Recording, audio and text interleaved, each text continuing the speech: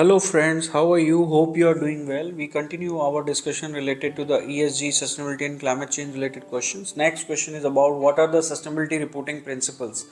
So as per GRI, the reporting principles are stakeholder inclusiveness, sustainability context, materiality, completeness.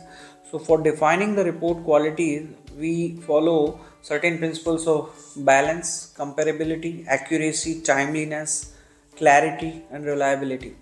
So materiality, when we say materiality principles, is about the topics and indicators that reflect social, economic, environmental impacts that would influence the stakeholder assessment and decisions. Stakeholder inclusiveness is talking about identify the stakeholders and explain how responded to their expectations. Sustainability context is about performance in the wider context of sustainability and alignment with the sustainable development goals. Completeness, we say the materiality topics, indicators, and definition of the reporting boundaries to reflect the impacts, right? And when we define the quality of the report itself, we need to have different principles, follow different principles like balance, reflecting both positive and negative impacts of the performance. Then we go for the comparability, where we say issues and information should be selected, compiled, and reported consistently, actually. And we can compare it with the different, considering with the different benchmarking studies or peer group reviews as well.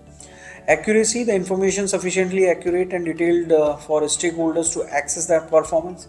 Timeliness, it's a very crucial factor. Reporting occurs on a regular schedule and information is available in time to make the informed decisions by the board or by the ESG steering committee or sustainability committee. Clarity is required, information which is being presented in a manner that is accessible and understandable as well. Last, we can say the reliability as a principle, which is about information and processes used to prepare the report should be gathered, recorded, compiled, analyzed, and disclosed in a way that could be subjected to the examination and audit and assurances from the third parties and even internally as well.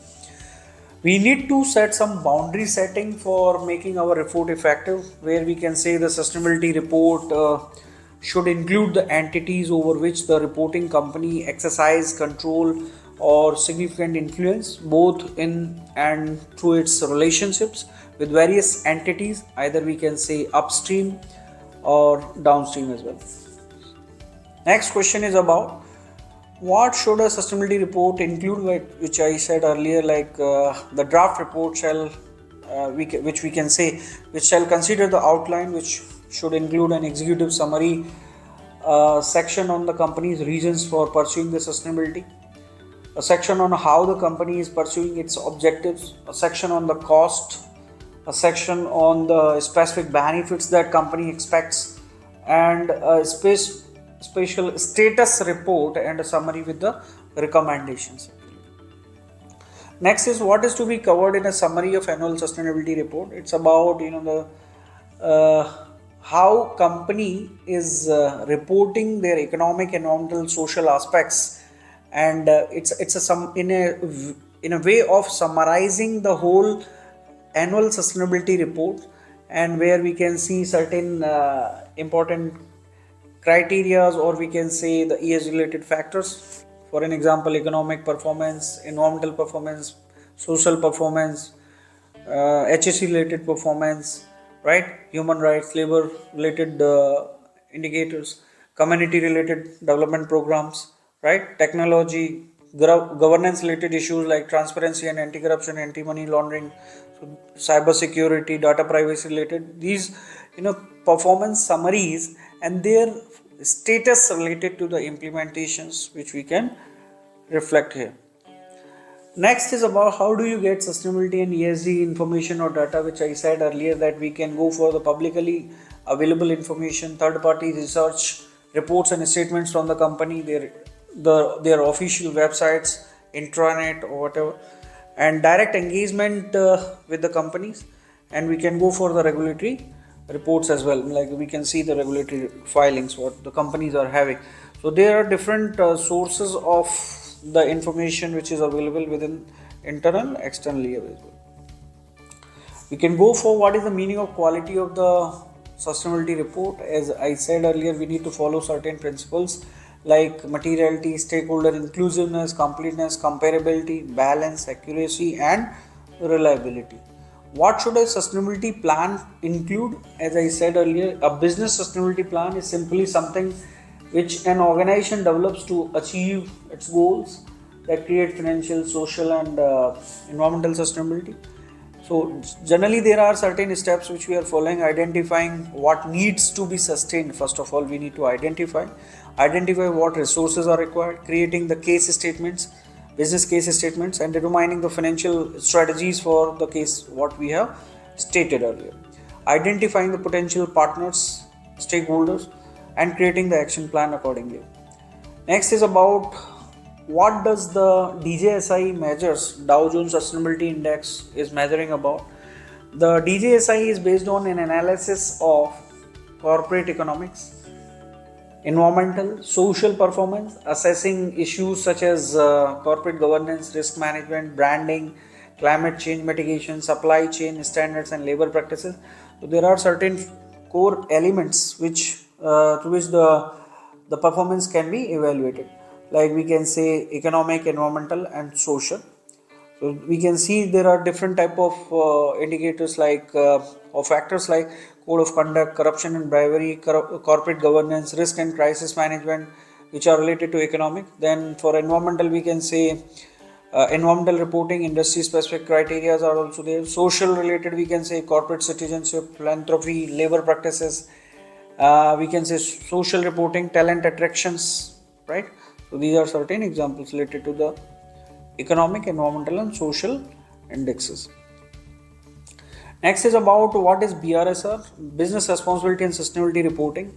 In India, we follow for sustainability reporting BRSR, which is an initiative towards ensuring the investors have access to standardized disclosures on ESG parameters, and access to relevant comparable information will enable all the investors to identify and assess sustainability related risks and their associate opportunities for companies and make better investment decisions. And this has been introduced for ESG reporting requirements for the top 1000 listed companies in the country by the market capitalization, and the Securities and Exchange Board of India SEBI, which is stipulating the disclosure must be made through a format, namely as business responsibility and sustainability reporting. And BRSR reporting has been made voluntary for financial year 21-22, but it will be mandatory from 22-23 actually. So there are different 9 principles in the BRSR. We can talk about the ethical conducts, fair conducts or transparent conduct, safety of the goods and services. We can think about the employees' well-being, their welfare facilities and employee welfare we are talking about. Stakeholder management, we talk about the how the interests of the stakeholders are being adequately protected actually. Human rights, environmental protection, public policy, inclusive growth, and public at large, their grievance mechanism system. So that's all included in the 9 different principles of as per the BRSR. Next question is about what is the meaning of concept of self-regulation in the sustainability. Self-regulation is a process whereby the organization is asked or volunteers to monitor its own adherence to the legal, ethical, and safety practices, safety standards, rather than having an outside independent agency such as a government entity or third-party agency to monitor and enforce those standards actually. What are the 7 principles of sustainable procurement? Sustainable procurement is the act of adopting social, economic, and environmental factors alongside the typical price and quality considerations into the organizations when handling the procurement processes and procedures.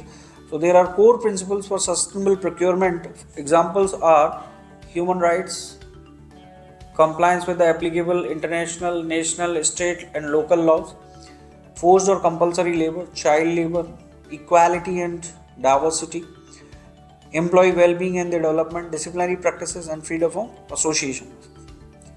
Next is about what is the meaning of supply chain sustainability. Supply chain sustainability is about impacting a company's supply chain which can make in promoting human rights, fair labor practices, environmental progress, and anti-corruption policies, for as an example. So there is a growing need for integrating sustainable choices into the supply chain management. So there are certain examples for the sustainability practices into the supply chain, like sustainable logistics, reverse logistics, vendor management, and we can say internal sustainable operational management. So these are certain examples for the practices in the supply chain sustainability. To realize the value chain sustainability, companies must design their products and packaging with an environmental mindset. And the design aspects of the network includes both the engineering of the product or package as well as its material inputs in the value chain. But some of the global challenges, the sustainability challenges or issues what the organizations can face with respect to the business functions or their operations. So we can say like global warming due to the CO2 emissions, air pollution, water contamination, pollution of oceans, seas and inland waters, slow energy transition, insufficient share of renewable energy, we can say uncompromising food production harms, and we can say significant development of the modern cities and agglomerations without a transparent and comprehensive strategy, urban strategy. We can face challenge of hydric stress or water scarcity, overpopulation, waste management, poverty, youth unemployment, and we can say business influencing policies as well. So these are certain examples of the sustainability challenges and issues. Thank you very much for now, and we will continue our discussion from the next. Thank you.